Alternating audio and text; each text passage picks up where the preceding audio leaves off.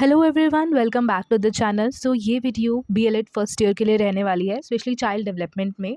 तो आज हम बात करेंगे कुछ सॉल्व क्वेश्चन पेपर करेंगे। स्पेशली आज हमारा फोकस रहने वाला है शॉर्ट आंसर टाइप क्वेश्चन पे। एज यू ऑल नो कि अगर आपने पीवाईक्यूज देखे होंगे चाइल्ड डेवलपमेंट के, तो उसमें हमेशा से रहा है कि पहला क्वेश्चन कंपलसरी होता है। एक तो आप सभी को पता होगा, मैं आपको फिर से बता दूँ कि 70 मार्क्स का हमारा क्वेश्चन पेपर होता है चाइल्ड डेवलपमेंट का। उसमें से मोस्टली अभी तक जो पैटर्न देख रहे हैं हम, पहला क्वेश्चन शॉर्ट नोट लिखने को आता है। ठीक है, आगे बढ़ते हैं।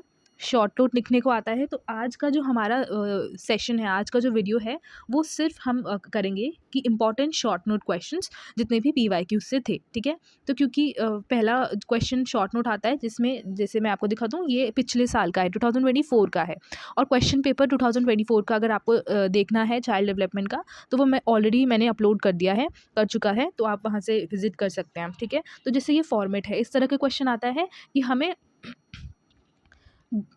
4 ऑप्शन दिए रहते हैं, उसमें से कोई भी दो टॉपिक पर हमें शॉर्ट नोट लिखना होता है, और हर एक शॉर्ट नोट 5 मार्क्स का लिखना होगा। यानी कि टोटल 10 मार्क्स का है, 5-5 मार्क्स के आपको शॉर्ट नोट लिखना होगा इनमें से किसी भी 2 टॉपिक पर। ठीक है, लेकिन ऑब्वियसली हम यहाँ पे प्रैक्टिस करने आए हैं, तो किसी भी 2 पे तो नहीं करेंगे। ये जस्ट मैंने लिखा है कि आपको फॉर्मेट बता दूँ कि किस तरह के क्वेश्चन पूछते हैं, अगर आपने नहीं, अभी तक आप अवेयर नहीं होंगे इस बारे में।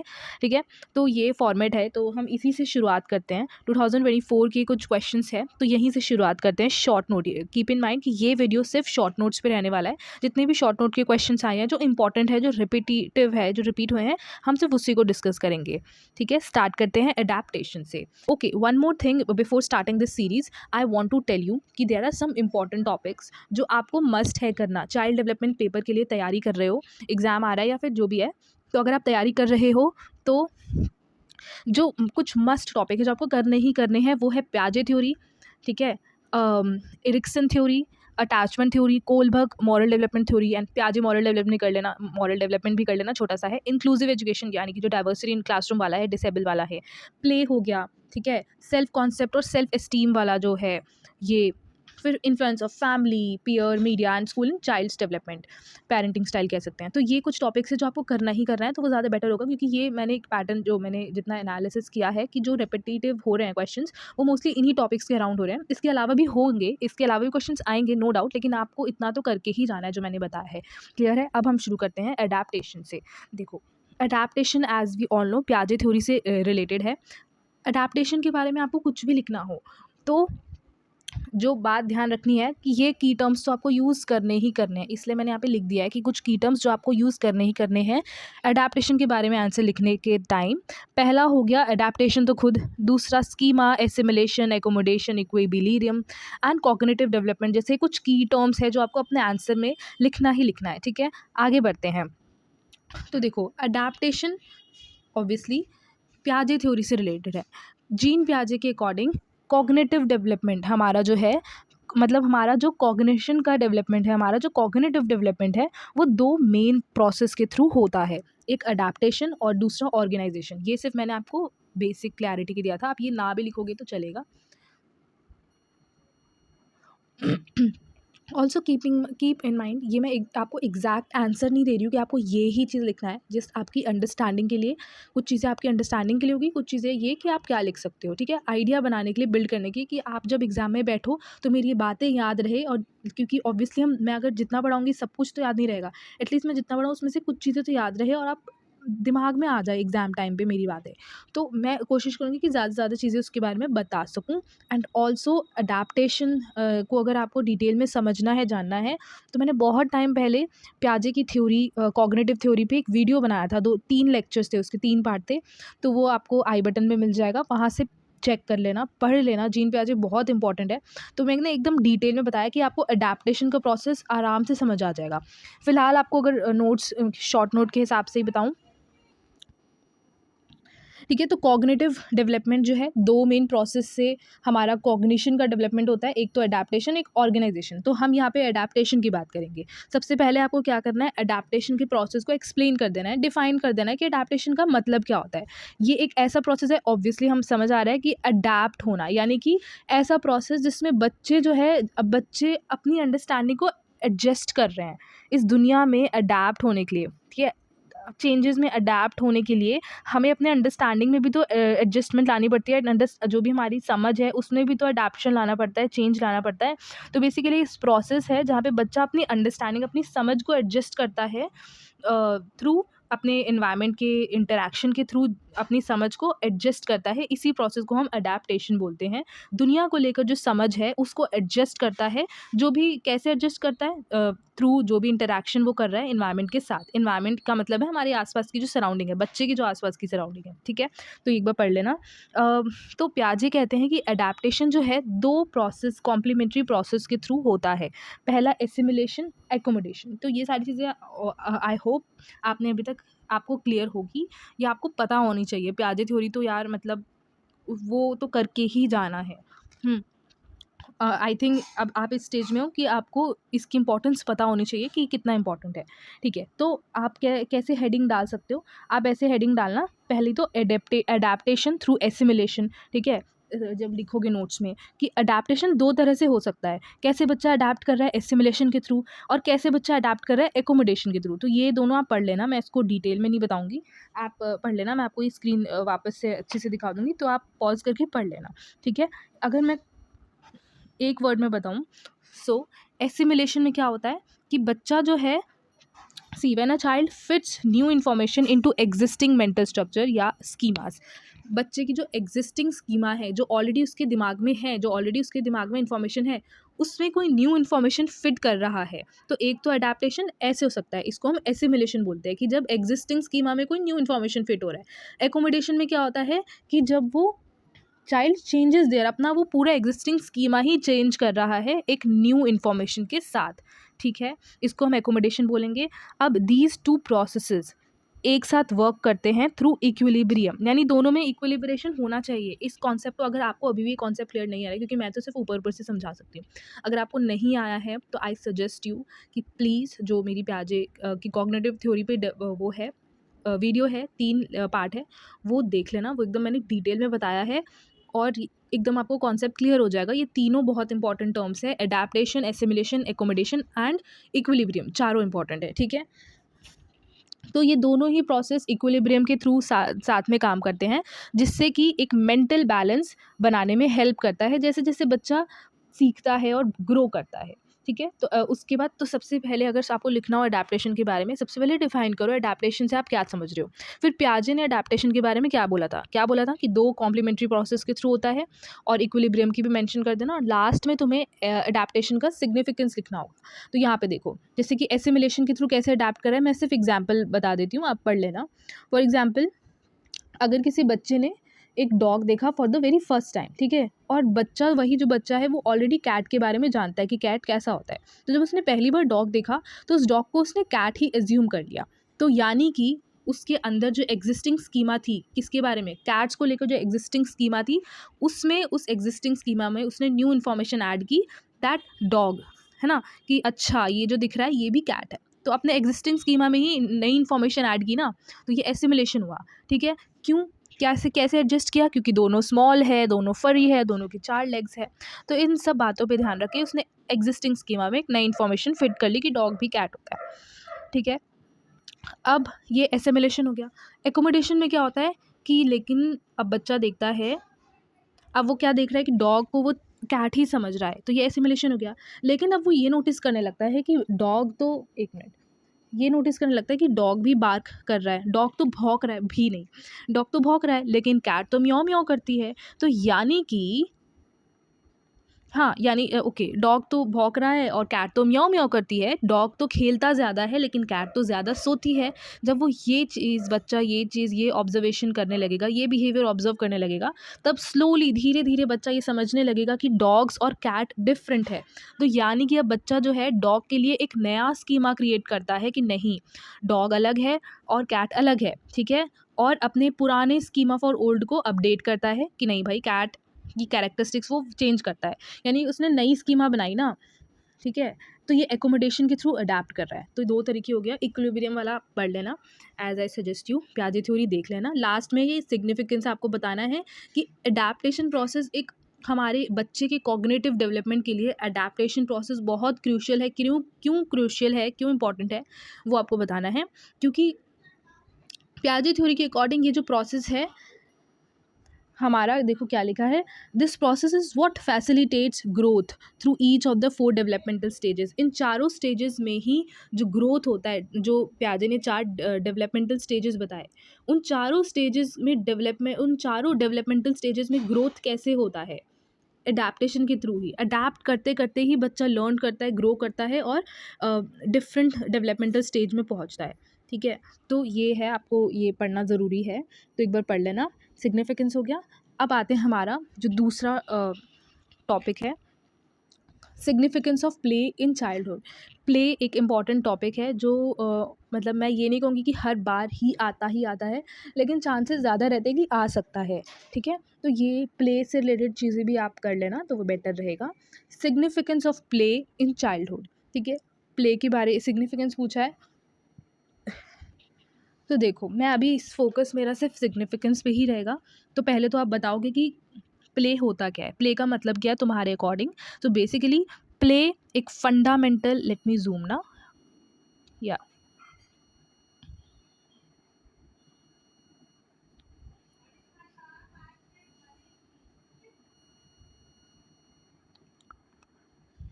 सो प्ले एक फंडामेंटल एक्टिविटी है जो बचपन की, चाइल्डहुड की एक फंडामेंटल एक्टिविटी है जो कि बच्चे की ओवरऑल डेवलपमेंट में ग्रेटली कंट्रीब्यूट करती है। बहुत ज़्यादा कंट्रीब्यूशन, मतलब बहुत सही कंट्रीब्यूशन होता है, बहुत ग्रेटली कंट्रीब्यूट करता है प्ले एक बच्चे के ओवरऑल डेवलपमेंट में, चाहे वो फिजिकल डेवलपमेंट हो, कॉग्निटिव हो, सोशल हो एंड इमोशनल डेवलपमेंट में। प्ले एक फंडामेंटल एक्टिविटी मानी जाती है चाइल्डहुड में। ये एक नेचुरल तरीका है, कोई बनावटी तरीका नहीं है, क्योंकि बच्चे चाइल्डहुड में अब खेलते हैं ना, अपने आप खेलते हैं, हमें ज़बरदस्ती तो नहीं बोलना पड़ता है कि जाओ खेलो, अपने आप ही खेलते हैं। तो ये एक नेचुरल तरीका है जिसके थ्रू बच्चा जो है इन्वायरमेंट को एक्सप्लोर करता है, नई स्किल्स सीखता है और खुद को एक्सप्रेस करता है। क्लियर है? तो आप एक बार प्ले बता दो क्या है ये वो, उसके बाद सिग्निफिकेंस की बात करो कि प्ले से क्या क्या बेनिफिट मिल सकता है। जैसा कि मैंने बताया कि चाइल्ड के ओवरऑल डेवलपमेंट में ग्रेटली इन्फ्लुएंस करता है, कंट्रीब्यूट करता है। तो जैसे फिजिकल डेवलपमेंट, कैसे फिजिकल डेवलपमेंट में क्या कैसे प्ले का हाथ है। So through active play such as running, jumping, climbing, तो बच्चा अपने मोटर स्किल्स डेवलप करेगा, कोऑर्डिनेशन डेवलप करेगा और फिजिकल हेल्थ भी अच्छी होगी, फिजिकल हेल्थ भी अच्छा ग्रो करेगा। ठीक है, दूसरा ये हो गया एक बेनिफिट। तो ये बेसिकली हम ये सब बताएंगे, अगर कि ये सारी चीज़ें बताएंगे तो ये सिग्निफिकेंस ही है। कॉग्निटिव डेवलपमेंट में तुम क्या लिखोगे, प्ले क्योंकि एक नेचुरल तरीका है, तो it stimulates thinking, problem solving, creativity, imagination. आपने देखा होगा कि बचपन में हम घर घर खेलते थे, किचन सेट खेलते थे, टीचर टीचर खेलते थे। तो ये सारी चीज़ें क्या है, हम कहानियाँ बना रहे होते हैं, हमें नहीं पता होता एज अ बच्चा, लेकिन हम हमारी इमेजिनेशन पावर, हमारी क्रिएटिविटी, प्रॉब्लम सॉल्विंग कि घर घर की हमने कहानी बता दी, अब वो कैसे सॉल्व करना है वो भी हम खुद ही डिसाइड करते थे। तो ये स्टिमुलेट करता है play, thinking, problem solving, creativity and imagination. जैसे एक्टिविटीज़ हो गई पजल, ठीक है, ब्लॉक बिल्डिंग, प्रिटेंड प्ले बोलते हैं जिसको, जो हम घर घर खेला करते थे, टीचर टीचर खेलते थे, तो वो प्रिटेंड प्ले हो गया। तो ये सारी चीज़ें कहीं ना कहीं जो है मेंटल ग्रोथ और लर्निंग को इनकरेज करती है। तो इससे हमारा इन द सेंस बच्चे का कॉग्निटिव डेवलपमेंट भी होगा ही होगा। अब हम बात करें सोशल डेवलपमेंट की, तो सोशल डेवलपमेंट में हम ये लिख सकते हैं कि जब बच्चा खेलता है तो कहीं ना कहीं बच्चे को अपॉर्चुनिटी मिलती है अपने दोस्तों के साथ, अपने पीयर्स के साथ इंटरैक्ट करने में, सीखने में। क्या सीखने में, कॉपरेट कैसे करते हैं। जब हम दोस्तों के बीच में खेलते हैं तो कॉपरेशन एक ऐसी चीज़ है जो हम सीखते हैं, कहीं ना कहीं शेयरिंग करना सीखेंगे और कम्युनिकेशन स्किल्स भी सीखेंगे। अब एक मिलरेड पैटर्न पार्टन जो भी है, तो आई थिंक आपने इनके बारे में पढ़ा होगा, प्ले अगर आपने पढ़ा है तो बेसिकली प्ले में जो इनके पार्टन के 6 टाइप्स ऑफ प्ले है वो आपको पता होना चाहिए। वो मैं शायद बता दूंगी लास्ट में एक बार, तो आप ये नाम भी मेंशन कर सकते हो, थोड़ा ऑथेंटिक लगता है आंसर। तो अकॉर्डिंग टू मिलरेड पार्टन, लड़की है, शी है। सो प्ले में 6 स्टेजेस होते हैं, सॉलिटरी प्ले से लेकर कोऑपरेटिव प्ले। और ये सारे टाइप्स ऑफ प्ले हाईलाइट करते हैं क्या, कि कैसे सोशल इंटरैक्शंस देखने को मिलता है खेलते टाइम, और कैसे ये सोशल इंटरैक्शन कॉम्प्लेक्स होते जाता है जैसे जैसे बच्चा ग्रो करता है, बड़ा होता है, ठीक है। तो सोशल डेवलपमेंट भी हो रहा है, तो बेसिकली कोऑपरेशन करना सीख रहा है, शेयरिंग और कम्युनिकेशन स्किल सीखता है। ओके, या बात करें इमोशनल डेवलपमेंट, इमोशंस का कैसे डेवलपमेंट होता है प्ले करने से, क्योंकि प्ले में बेसिकली है बच्चा जो है एक फीलिंग एक्सप्रेस करता है, ठीक है। हेल्प्स चिल्ड्रन कि वो फीलिंग एक्सप्रेस करे, स्ट्रेस मैनेज करे, कॉन्फिडेंस बिल्ड करे और एम्पैथी डेवलप कर सके। ये हम कॉन्शियसली नहीं देखते हैं, बट अनकॉन्शियसली ये सारी चीज़ें बच्चा सीखते ही है। अगर आपने अब ये चीज़ पढ़ा है कि ऐसा होता है और अब आप अगली बार कभी ऑब्ज़र्व करोगे बच्चे को, तो आप समझ पाओगे कि कैसे ये सारी चीज़ें हो पा रहा है, कैसे एक खेलने से इमोशनल डेवलपमेंट हो पा रहा है। ठीक है, अगर आप कॉन्शियसली नोटिस करोगे तो अब आपको ये बातें समझ आएँगी, ठीक है। रोल प्ले अगर बचपन में प्रिटेंड प्ले करते हैं, रोल प्ले करते हैं, तो this allows children to experience different perspectives and emotions safely. आगे बढ़ते हैं, लैंग्वेज डेवलपमेंट तो होता ही है, क्योंकि प्ले के टाइम पे जो इंटरेक्शन होता है वो बच्चों को इनकरेज करता है कि वो प्रैक्टिस कर रहे हैं स्पीकिंग की, लिसनिंग की और अपनी वोकैबलरी एक्सपैंड कर रहे हैं। तो इन कंक्लूजन, प्ले सिर्फ एक एक वो नहीं है कि ये तो बस ऐसे ही खाली बैठा था, बोर ना हो इसके लिए खेलते हैं, ठीक है। Play is not merely leisure, लेकिन ये एक वाइटल एजुकेशनल टूल है। क्यों? क्योंकि ये हॉलिस्टिक बच्चे की हॉलिस्टिक डेवलपमेंट को प्रिपेयर करता है, सपोर्ट करता है और बच्चों को प्रिपेयर करता है कि वो रियल लाइफ चैलेंजेस को कॉन्फिडेंटली फेस कर सके। इसलिए अगर हम एम्पल अपॉर्चुनिटीज़ और सेफ एनवायरनमेंट प्रोवाइड कराएंगे प्ले के लिए, तो ये बच्चों की चाइल्ड के ग्रोथ के लिए अच्छा होता है, ठीक है। तो ये मैं इसी की बात कर रही थी कि मिलरेड पार्टन की जो 6 टाइप ऑफ प्ले है, तो एक बार आपको पता होना चाहिए। तो मैं एक बार बता दूं, अगर गो थ्रू हो जाओ, तो पहला टाइप है अनऑक्यूपाइड प्ले, यानी बिना किसी उद्देश्य के। यहाँ पे बच्चा जो है किसी भी स्ट्रक्चर्ड तरीके से नहीं खेल रहा होता है, ठीक है। वो सिर्फ रैंडमली अपने आसपास चीज़ें ऑब्जर्व कर रहा होता है, देख रहा होता है, घूम रहा होता है। दे मे सीम टू वैंडर और watch things around them randomly. For example, एक टॉडलर है जो अपने हाथ पैर इधर उधर घुमा रहा है, सीलिंग को देख रहा है, रैंडमली इधर उधर वॉक कर रहा है। तो ये बहुत छोटे बच्चे जो हो गए ना टॉडलर, उस टाइम पे इस स्टेज पे अनऑक्यूपाइड प्ले बच्चा करता है। मतलब ऐसे ही हाथ पैर हिलाना, देखा होगा ना कभी कभी अचानक ही बच्चे हाथ पैर हिलाने लगते हैं, वो क्या है, रैंडम ऐसे ही, ठीक है। दूसरा आ गया सॉलिटरी प्ले। सॉलिटरी मतलब जब सॉलिटरी प्ले है मानी यानी अकेले खेलना। यहाँ पे बच्चा जो है वो अकेले खेलना पसंद करता है और दूसरों के साथ इंटरैक्ट करना नहीं पसंद करता है। और ये मोस्टली 2 से 3 साल के बच्चे में कॉमन देखने को मिल सकता है। फॉर एग्जाम्पल, अगर बच्चा अकेला खेल रहा है, अब किसी अपने बिल्डिंग ब्लॉक्स के साथ खेल रहा है, टावर बना रहा है ब्लॉक से अकेले बैठ के, तो ये सॉलिटरी प्ले का एग्जाम्पल हो गया। और तीसरा है ऑन लुकर प्ले, यानी देखते रहना। यानी कि बच्चा जो है वो खेल नहीं रहा है, बच्चा ज्वाइन नहीं कर रहा है, बट दूसरों को खेलते हुए देख रहा है, ठीक है। दे मे आस्क क्वेश्चंस और सजेशंस दे सकता है या क्वेश्चन पूछ सकता है जो बच्चा दूसरा बच्चा खेल रहा है, लेकिन उस खेल का हिस्सा वो खुद नहीं बनता है। फॉर एग्जाम्पल, दूसरे बच्चों को वो देख रहा है कि वो सैंड में खेल रहे हैं, सैंड बना रहे हैं, लेकिन वो बस देख रहा है कि सैंड बना रहे हैं, कैसे बना रहे हैं, ठीक है, लेकिन ज्वाइन नहीं कर रहे हैं उसमें खुद से, ठीक है। चौथा है पैरेलल प्ले। पैरेलल प्ले में क्या होता है कि children play side by side, लेकिन वो इंटरैक्ट नहीं कर रहे होते हैं। यानी कि हर बच्चा जो है, मतलब आसपास और भी लोग होते हैं, और भी लोग नहीं, और भी बच्चे होते हैं, लेकिन हर बच्चा अपना अपना काम कर रहा है, ठीक है। फॉर एग्जाम्पल, 2 बच्चे खेल रहे हैं, लेकिन वो दोनों अपने में ही खेल रहे हैं, दोनों अपने अपने क्ले से ही खेल रहे हैं, एक दूसरे से शेयर नहीं कर रहे हैं, ना ही कुछ बात कर रहे हैं। बस एक रूम में 2-3 बच्चे हैं, लेकिन सब अपना अपना खेल रहे हैं, तो वो पैरेलल प्ले हो गया, ठीक है।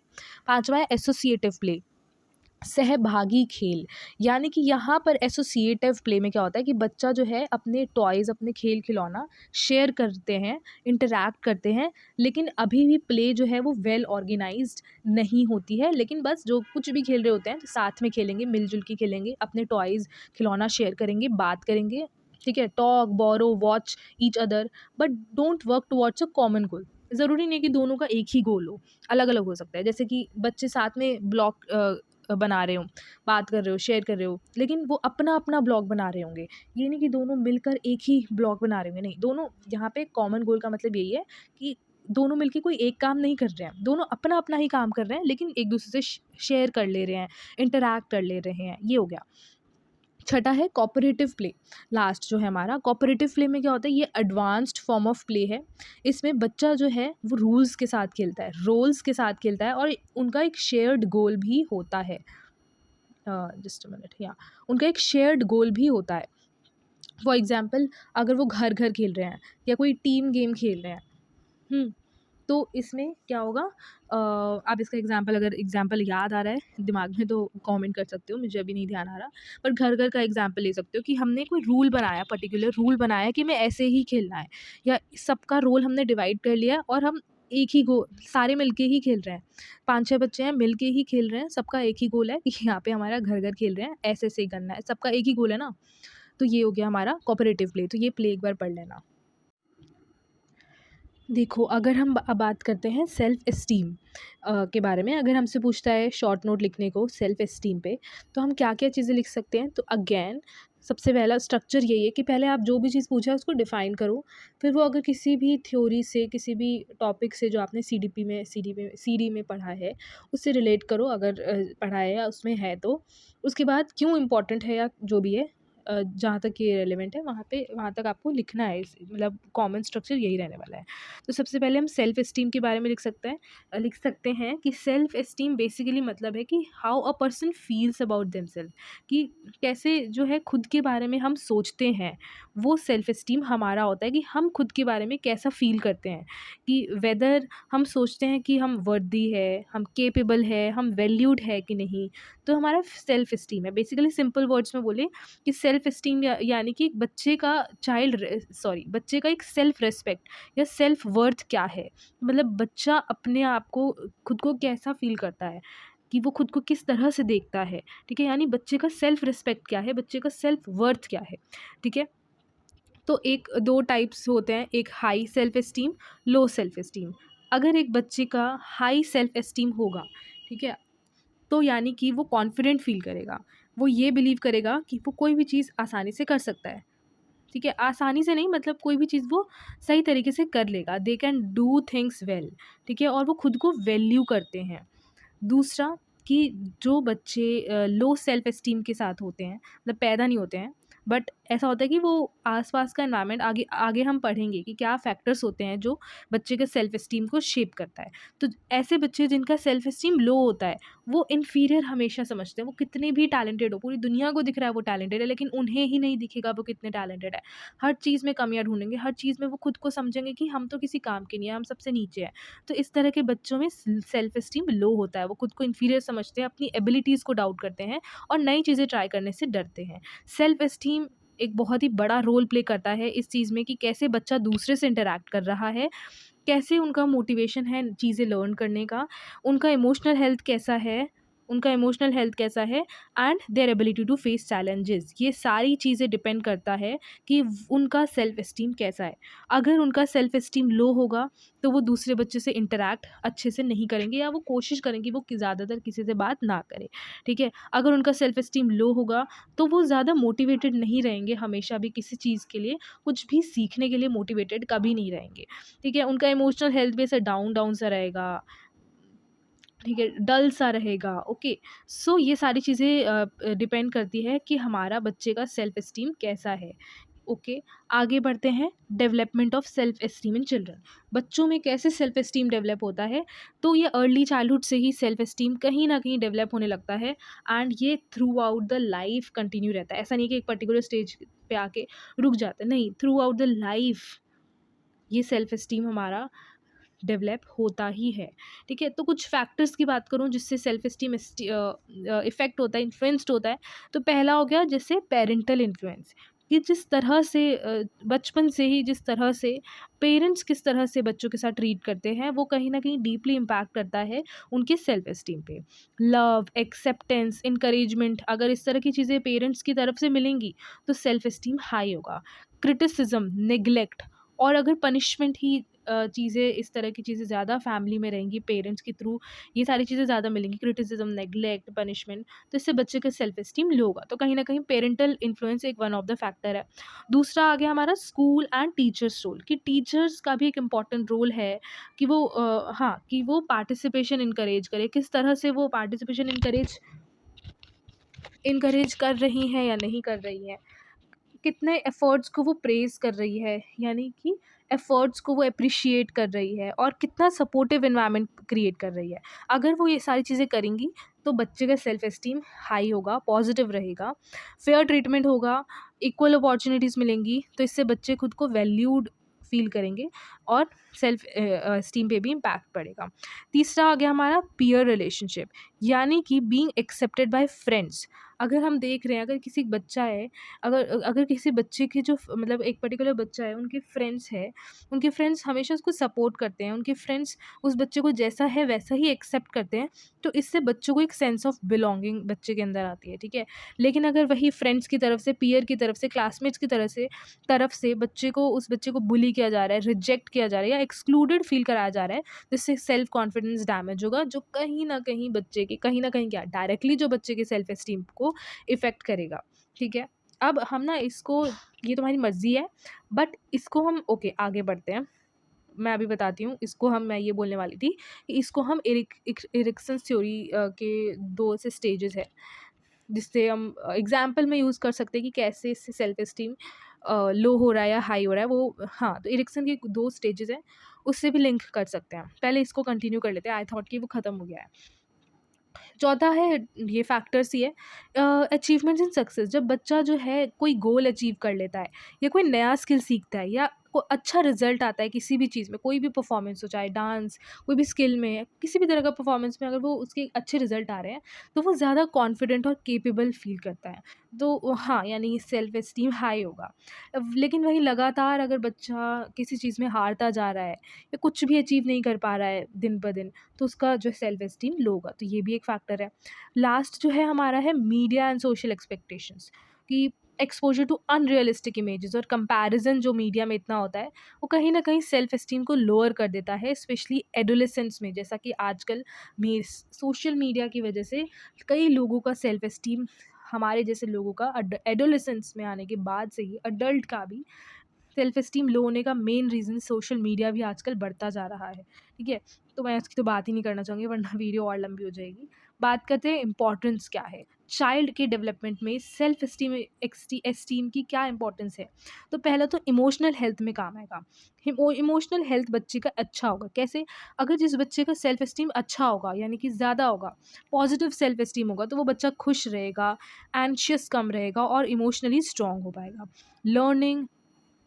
लर्निंग एंड मोटिवेशन, यानी कि क्या इंपॉर्टेंस है कि क्योंकि जब सेल्फ एस्टीम पॉजिटिव होता है, तो सेल्फ कॉन्फिडेंट बच्चा जो है वो और एक्टिवली पार्टिसिपेट करेगा, और एकेडमिकली भी परफॉर्म बेटर कर पाएगा। तीसरा, सोशल स्किल्स। पॉजिटिव, जब वो खुद का एक देखता है, कि वो खुद का एक पॉजिटिव सेल्फ इमेज देख पाता है, तो ये एक इफ़ेक्टिव तरीके से रिलेशनशिप और कम्युनिकेट करने में, मतलब इफ़ेक्टिवली रिलेशनशिप बनाने में, आस-पास के साथ, लोगों के साथ रिलेशनशिप बनाने में हेल्प करता है, ठीक है? अगर सेल्फ एस्टीम पॉजिटिव रहेगा तो कम्युनिकेटिंग पावर जो है उनमें अच्छी हो पाएगी। फोर्थ है रेजिलेंस, यानी हाई सेल्फ एस्टीम बच्चों को हेल्प करता है कि वो फेलियर को हैंडल कर सके, और बाउंस बैक फ्रॉम सेटबैक्स, मतलब वापस अपना कमबैक कर सके, ठीक है, फेलियर्स हैंडल कर सके। ये सारी चीज़ें भी कहीं ना कहीं रेजिलेंस जो है हाई सेल्फ एस्टीम होने की वजह से हेल्प करता है। अब मैं बात करी थी इसकी, एरिक्सन थ्योरी भी पढ़ के जाना भाई, क्या पता आ जाए ना आए, ठीक है, मैं गारंटी नहीं दूंगी, बट जितने भी थ्योरीज़ है फर्स्ट ईयर में, वो तो पढ़ के ही जाओ, तो वो बेटर होगा, ठीक है। अब ये रिलेट कर सकते हो, अगर मैं तुम्हारे पास कुछ भी नहीं है, वैसे तो इतना काफ़ी था लिखने के लिए, बट ये जस्ट एक्स्ट्रा है, मतलब हाँ, एक्स्ट्रा है कि तुम इसको रिलेट करने में तुम्हें आसानी होगी, इंटरकनेक्ट कर पाओगे बेसिकली, कि अगर तुम्हें कुछ ना भी याद आ रहा हो तो यही लिख सको। एरिक्सन थ्योरी में हमने 2-3 स्टेजेस पढ़े थे, तो उसमें से एक स्टेज था इनिशिएटिव वर्सेस गिल्ट स्टेज, जो एज 3 से 6 साल के बीच में होता है, यानी कि बच्चा जो है एक्टिविटीज़ में इनिशिएटिव लेने लगता है, डिसीजन मेकिंग करने लगता है। तो अगर हम बच्चे को इनकरेज करेंगे कि वो इनिशिएट करे, नई-नई चीज़ों के लिए इनिशिएट करे, अपनी तरफ से कदम आगे बढ़ाए। अगर हम ये चीज़ एनकरेज करते हैं तो फिर बच्चा कैपेबल समझता है और उसके अंदर एक सेल्फ कॉन्फिडेंस डेवलप होता है और एक पॉजिटिव सेल्फ एस्टीम डेवलप हो सकता है। लेकिन अगर हम बच्चे को रोके कि नहीं, खुद से कुछ नहीं करना है, कुछ इनिशिएट करने की ज़रूरत नहीं है, कुछ डिसीजन मेकिंग तुम्हें लेने की ज़रूरत नहीं है, कुछ डिसीजन तुम्हें खुद से नहीं लेना, सब जो हम बोल रहे हैं वैसे करना है। तो अगर क्रिटिसाइज़ किया जाएगा इस चीज़ को या रिस्ट्रिक्ट किया जाएगा तो बच्चे के अंदर एक गिल्ट डेवलप होगा, यानी कि लो सेल्फ एस्टीम। ठीक है? तो ये डायरेक्ट एग्जांपल है सेल्फ एस्टीम का, सेल्फ कॉन्सेप्ट को लेके। तुम एरिक्सन की एग्जाम्पल ऐड कर सकते हो अगर कुछ ना मिले तो। दूसरा स्टेज है, जैसे एक वन ऑफ द स्टेज ये भी था, इंडस्ट्री वर्सेस इन्फीरियॉरिटी, जो कि एज 6 से 12 साल के बीच में होता है। यानी कि यहाँ पे बच्चे जो है स्कूल जाना शुरू कर देते हैं और एकेडमिक और सोशल एक्टिविटीज़ में इंगेज होने लगते हैं। तो जब वो देखते हैं कि वो सक्सेस हो रहे हैं, उनका रिजल्ट अच्छा आ रहा है किसी भी चीज़ में, वो बेहतर कर रहे हैं अगर, या उन्हें अडल्ट्स या अपने पीयर्स के तरफ से रिकॉग्निशन मिल रही है एक, कि एप्रिशिएट कर रहे हैं आसपास के सराउंडिंग से, चाहे टीचर्स हो, पीयर्स हो, अडल्ट्स हो। तो अगर ऐसा हो रहा है तो इससे एक सेंस ऑफ इंडस्ट्री डेवलप होगा, यानी कि कैपेबल, उनके अंदर एक फीलिंग डेवलप होगी कैपेबिलिटी की, हाँ, कि वो कैपेबल है ये करने को, जिससे कि स्ट्रॉन्ग सेल्फ एस्टीम होगा। वहीं अगर कांस्टेंट फेलियर होता रहेगा, कॉन्स्टेंटली बच्चा फेल होएगा किसी चीज़ में, not only in exams but जो भी टास्क, एक्टिविटीज़, कंपटीशन जो भी है उसमें अगर वो फेल होते जाएगा, या लगातार बच्चे को नेगेटिव ही फीडबैक मिल रहे हैं, तो इससे एक इन्फीरियॉरिटी की फीलिंग बच्चे के अंदर डेवलप होती जाएगी, जिसकी वजह से लो सेल्फ वर्थ होगा। तो ये एग्जांपल ऐड कर सकते हो। बाकी ओके, ये self concept and its development, ये सारी चीज़ें काफ़ी मतलब एक ही तरह की है, लेकिन ये आ सकता है self concept, self esteem, self worth, इन सब से रिलेट आ सकता है। तो इसमें मैं ज़्यादा कुछ नहीं बोलूँगी। सेल्फ एस्टीम अगर कर लिया तो इसमें भी यही सारी चीज़ें आना चाहिए, जैसे कि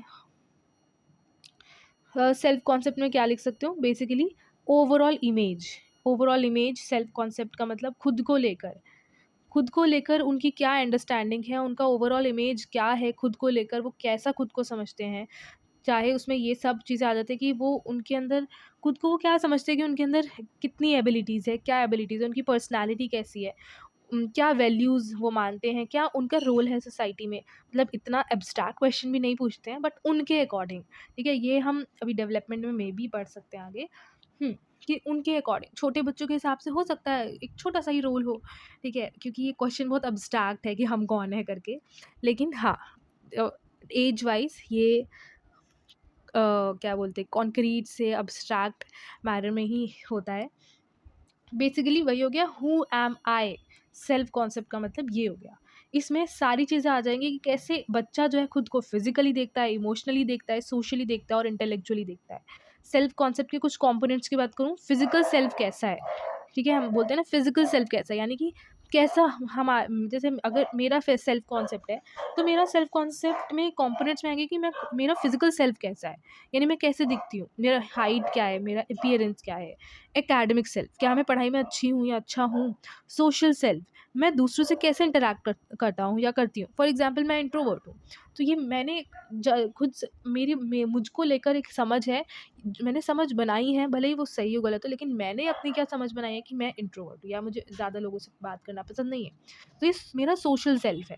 इमोशनल सेल्फ में कि मैं खुद के बारे में कैसा फील करती हूँ, एंड मोरल सेल्फ में एक अंडरस्टैंडिंग ऑफ कि क्या सही है, क्या गलत है मेरे हिसाब से, not according to society, but मेरे हिसाब से ये चीज़ सही है या ये चीज़ गलत है। तो वो मॉरल सेल्फ हो गया, ठीक है? सेल्फ कॉन्सेप्ट क्लियर है? ये था हमारा, ये रहा डेवलपमेंट ऑफ सेल्फ कॉन्सेप्ट। इसके भी स्टेजेस होते हैं कि अर्ली चाइल्डहुड में 2 से 6 साल की एज में बच्चा खुद को रिकॉग्नाइज करने लगता है पहली बार। 2 से 6 साल 2 साल से ही शुरू हो जाता है कि जब वो बच्चा जो है खुद को रिकॉग्नाइज़ करने लगता है, ठीक है? पहचानने लगता है, मिरर टेस्ट बोल सकते हैं। वो खुद को फिज़िकल फ़ीचर से ही डिस्क्राइब करता है। उनके लिए सेल्फ कॉन्सेप्ट का मतलब उनका फिज़िकल फ़ीचर है कि मैं टॉल हूँ, मेरे पास रेड शर्ट है या मैं रेड शर्ट पहनता हूँ, ठीक है? बहुत ही कॉन्क्रीट सेल्फ कॉन्सेप्ट होता है। जैसा मैंने बोला ना, इस एज के हिसाब से ही ये कॉन्सेप्ट अप्लाई होता है। भले ही ये कितना ही एब्स्ट्रैक्ट हो, लेकिन एज के हिसाब से कॉन्क्रीट टू एब्स्ट्रैक्ट पैरल में ये आइडिया चलता है। तो है ना, मिडिल चाइल्डहुड 6 से 12 साल के बीच में बच्चे जो है अब खुद को दूसरे से कंपेयर करने लगते हैं, यानी सोशल कंपैरिजन होने लगता है। यहाँ पे अब वो अपनी स्ट्रेंथ और वीकनेसेस पहचानने लगेंगे। जब वो कंपेयर कर रहे हैं तो वो देख रहे हैं, अच्छा यार ये तो इसमें बहुत अच्छा है और मैंने तो ये किया था, मेरे से तो हुआ ही नहीं था। तो कंपेयर करके वो अपने स्ट्रेंथ और वीकनेसेस कहीं न कहीं रिकॉग्नाइज़ कर रहे हैं। यानी कि अब सेल्फ कॉन्सेप्ट थोड़ा रियलिस्टिक और स्टेबल होने लगता है फिज़िकल फीचर के अलावा भी। एडोलेसेंस में यानी 12 प्लस ईयर्स में अब बच्चा जो है वो अपनी आइडेंटिटी को समझने लगता है कि उसकी आइडेंटिटी क्या है, उसके गोल्स क्या है। आइडेंटिटी में हमारा जेंडर भी आ जाता है, गोल्स एंड बिलीव्स कि हमारा मकसद क्या है। हमारे जैसे मकसद भी, ये भी बहुत अब्स्ट्रैक्ट क्वेश्चन है, बट एक 12 साल के बच्चे के लिए या 13, 14, 15 साल के बच्चे के लिए गोल अलग होगा, वही 18-20 के लिए बच्चे का गोल अलग होगा। उनकी बिलीव्स क्या है इस बारे में सोचने लगते हैं। सेल्फ कॉन्सेप्ट यहाँ पर और कॉम्प्लेक्स होने लगता है और अब्स्ट्रैक्ट थिंकिंग होने लगती है। और ये जो हमारा सेल्फ कॉन्सेप्ट को लेके बातें हैं, चीज़ें हैं, समझ है खुद को लेकर, वो पीयर अप्रूवल, सक्सेस और आइडेंटिटी एक्सप्लोरेशन से शेप्ड होता है। ठीक है, क्या क्या फैक्टर्स इन्फ्लुएंस करते हैं सेल्फ कॉन्सेप्ट को, वही जो हमने सेल्फ एस्टीम के केस में पढ़ा था, सेम वही फैक्टर्स है। जैसे family and parenting style, peer interaction, school experiences, cultural and social environment, success और फेलियर इन टास्क। ठीक है, वही चीज़ है।